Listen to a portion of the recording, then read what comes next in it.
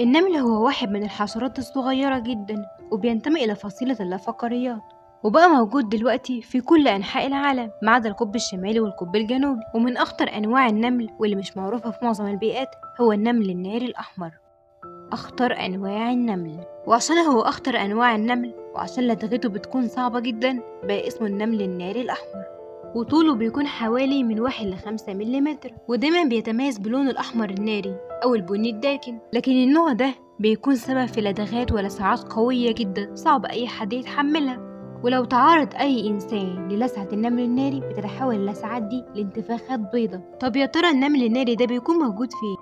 دايما بيعيش في المناطق الاستوائية وفي أمريكا الجنوبية وأمريكا الوسطى، وعادة في المناطق اللي فيها درجات حرارة معتدلة زي مثلا أمريكا الشمالية. والنمل ده بيبني أعشاشه على شكل أكوام بارزة من سطح الأرض، ويبلغ قطر العش فيها 61 سنتيمتر وارتفاعه بيكون 18 سنتي.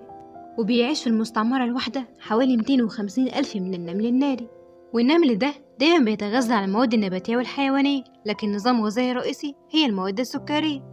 مش بس السكرية، ده كمان بيتغذى على اللحوم والمواد الدهنية، وبيتغذى كمان على البذور والعسل والحشرات والعناكب والديدان. والعجيب إن بالرغم قرصة النمل دي بتكون صعبة جدا وقوية، لكن هي مفيدة جدا وبتزيد من حيوية الجسم ونشاطه، وبتزيد كمان من عدد كرات الدم الحمراء في الجسم. طب يا ترى النمل ده مضر قد إيه للإنسان؟ للأسف بالرغم من فوائده لكن هو مضر جدا للإنسان، لأن للأسف عضة النمل دي بتكون سبب في التعرض للمواد الكيميائية الكاوية.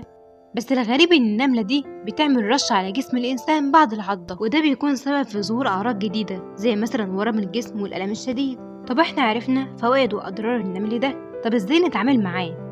ولو اتعرضنا لقرصة النمل دي نغسل المنطقة دي كويس جدا علشان ما ينتشرش الورم في باقي أجزاء الجسم، ونستخدم كمان المراهم والمضادات الحيوية. ولو الفيديو عجبكم اعملوا لايك وسبسكرايب واستنونا في فيديوهاتنا الجديدة.